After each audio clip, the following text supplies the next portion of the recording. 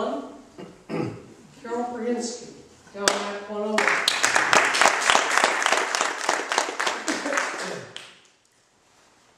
I'm considered a fairly experienced cyclist. I bicycled across the United States, 4,600 miles, 3 months, and I have plenty of elbow scratches and stuff like that to show for it. So when I signed up for the DALMAC, the Dick Allen Lansing to Mackinac City bicycle ride, I said, no problem, piece of cake. If I was any more humble, I'd be perfect. I signed up, and little did I know how different it would be from my past experiences. First, there was a lot more people. I rode across the country with 11. There was 2,500 on this one. Second, they gave me a flag. I had to put it on the back of my bicycle. And when I tried to get off my bicycle, and it was difficult. So I had some things that I was learning on this particular trip. When it comes to cycling, there's a couple things that we need to know. First of all, you kind of need to know how long you're going to be going for. 70 miles, 80 miles, are you capable of doing that? Well, I got on the bike and I was ready. I was ready. And it was a long journey. You know what happened? It hurts, right in a particular area. And so at certain points, I'd be like, I think I'm having trouble walking to the washroom. And then sitting on the toilet. The legs didn't work very well at that point. And I'd fall back on the toilet and eventually I could get back up. The second thing that you have to be careful of is the sunscreen, right? It was beautiful. The weather every day was gorgeous. So I brought my handy dandy sunscreen. The problem was, where do you attach it on the bicycle?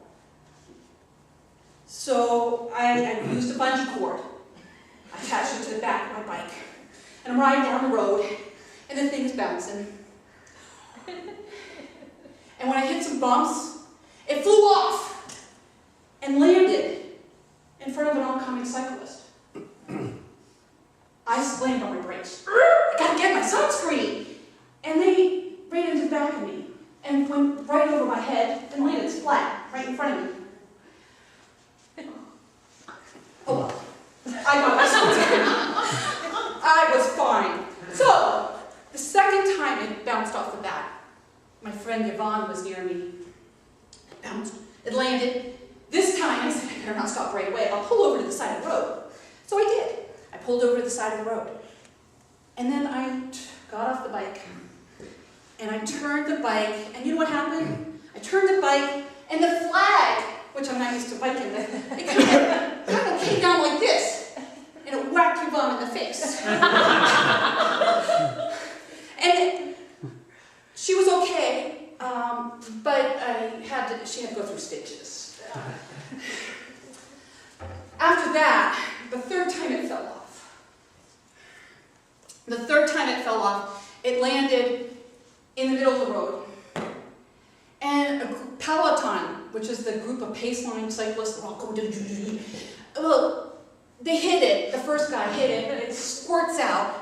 And the second guy hit it, and he slid a little bit. And the third guy hit it, and he lost his traction. The fourth guy hit the third guy. They were down like dominoes. Very interesting observation to watch. I hadn't seen that before. It was kind of cool.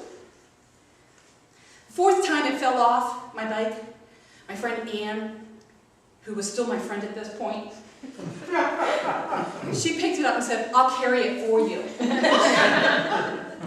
At that point, I said, thank you, that's great. But I forgot to apply the sunscreen, so I ended up with sun poisoning.